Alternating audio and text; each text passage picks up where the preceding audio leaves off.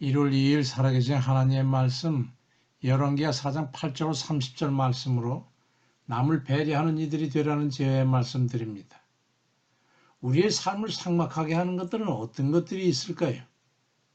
우리 하나님께서 우리가 마음속에 사랑을 품고 화목하게 살기를 바라셨는데 사도 바울은 그러한 하나님의 뜻을 가르치면서 고린도전서 13장 4절 7절에서 사랑은 오래 참고 온유하며 시기하지 않고 자랑하지 않고 교만하지 않고 무례행치 않고 자기 유익을 구하지 아니하고 성내지 아니하고 악한 것을 생각하지 않고 불의를 기뻐하지 않고 진리와 함께 기뻐하고 모든 걸 참으며 모든 걸 믿으며 모든 걸 바라고 모든 걸 견딘다고 그렇게 말씀을 했습니다.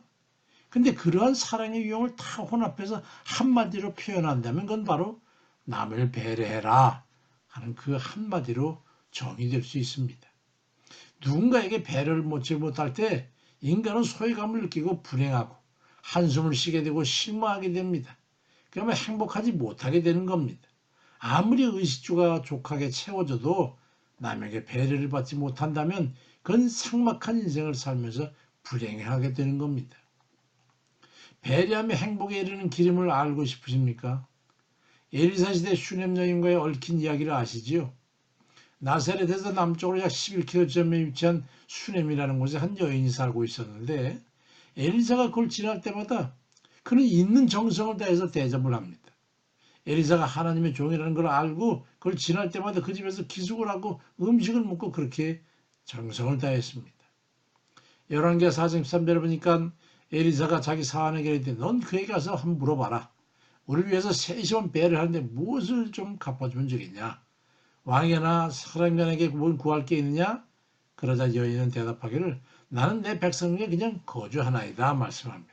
그냥 이곳에 그냥 살고 있을 뿐 다른 의도는 없어요 하는 것이죠. 남을 배려하면 상대로부터 반드시 배려를 받게 됩니다. 그 여인에게는 아들이 없었고 남편은 늙고 자식이 없다는 말을 듣게 됐습니다. 그러자 열왕기하 4장 16절 이하에 엘리사가 이르되 한 해가 지나 이때쯤에 네가 아들을 안으리라니 여인이 과연 잉태하여 한 해가 지나 이때쯤에 엘리사가 여인에게 말한 대로 아들을 낳았더라고 기록하고 있습니다. 근데 그 아들이 그 후에 갑자기 죽게 되었을 때도 웬만해서는 그러지 않는 엘리사가 직접 가서 그 아들을 살려줍니다.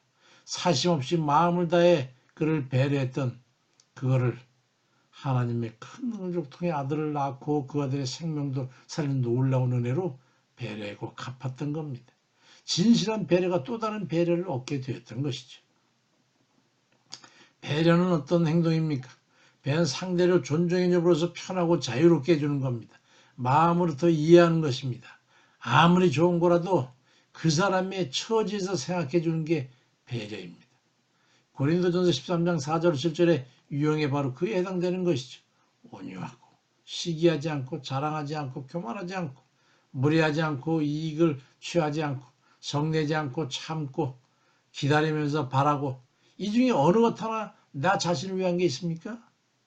남에게 요구하는 그 어떤 것도 그건 사랑이 아닙니다. 그건 배려가 아니기 때문이죠. 빌립보 2장 3절에 아무래도 다툼이나 허용을 하지 말고 오직 겸손한 마음으로 각각 자기보다 남을 낮게 여기라고 하는 거. 남을 낮게 하는 그게 바로 배려입니다. 남을 존중해주고 그의 의사를 존중하고 이해하고 따라주는 거. 상대의 관점에서 상대를 배려하는 겁니다. 일본 전국시대에 3대 걸친 유명한 걸출한 인물들이 있었지요. 오다 노부나가하고 도요토미 히데요시하고 막부 시대를 도쿠가와 이에야스입니다.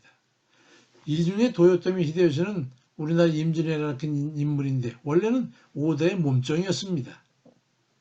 그 추운 겨울에 주인이 일어날 때쯤 되면 오다의 신발을 자기 몸속에 품고 있다가 오다가 기침을 하고 나면 얼른 대도리에 그 신발을 올려놔 주물해가지고 그 따뜻하게 신을 수 있도록 했습니다.